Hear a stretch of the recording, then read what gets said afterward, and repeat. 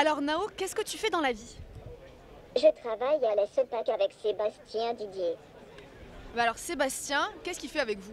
Alors, à la caisse d'épargne, on a une vraie mutation de notre activité parce que les clients viennent de moins en moins souvent en agence. On a le nombre de visiteurs de nos agences qui a été divisé par 2 en 5 ans et on prévoit que ça va encore diviser par 2 dans les 2 prochaines années. Oui, oui, mon Néo. Et oui, et donc voilà, il est content. À l'opening. Et donc, on a beaucoup d'outils digitaux dans nos nouvelles agences qu'on a mis en place et on essaie d'accompagner nos clients pour qu'ils comprennent comment marchent ces nouveaux outils. Et le meilleur moyen qu'on a essayé d'avoir pour expliquer les choses, c'est de prendre un petit robot comme lui, donc un aide digital, pour qu'il puisse expliquer nos mutations digitales à nos clients. J'imagine que ça doit faire fureur, non? Ça fait fureur.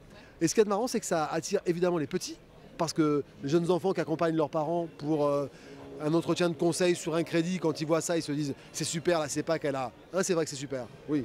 Elle a des petits robots.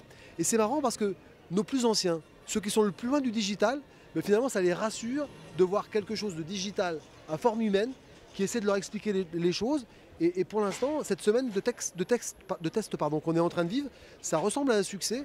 J'attends avec impatience de voir ce que ça aura donné au bout de la semaine pour voir si on peut généraliser les choses et essayer d'installer une trentaine de petits Nao comme ça dans ce qu'on appelle nos agences phares. C'est notre nouveau concept d'agence qu'on est en train de démultiplier sur l'ensemble de notre territoire. Donc sur le plan national? Non, au niveau de la CEPAC, ici sur le territoire des Bouches-du-Rhône, des Hautes-Alpes, de Haute-Provence, du Vaucluse et de la Corse.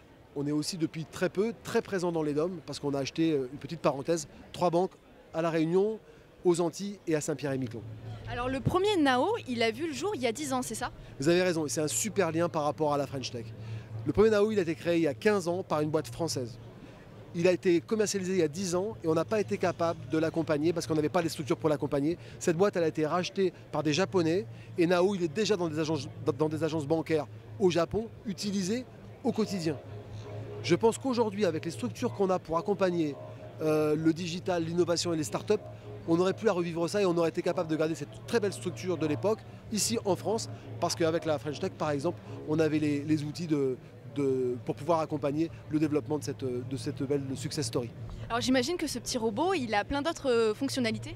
Après, une fois qu'on va au-delà de ce qu'on fait aujourd'hui, c'est-à-dire de lui faire expliquer notre nouvelle gamme, on peut le programmer pour faire plein de choses et il est capable de reconnaître les gens, il est capable de présenter, il est capable d'accompagner, il est capable de faire plein de choses. C'est à nous de le définir parce qu'il est programmable et on est capable de programmer à peu près ce qu'on veut, mais il ne faut pas non plus rêver, ou pas. Il ne faut pas avoir peur pour nos collaborateurs, jamais. C'est un Nao qui va faire vos crédits immobiliers à vous en direct et on gardera nos collaborateurs pour être dans l'accompagnement au quotidien de nos clients avec une forte valeur ajoutée en termes de conseils.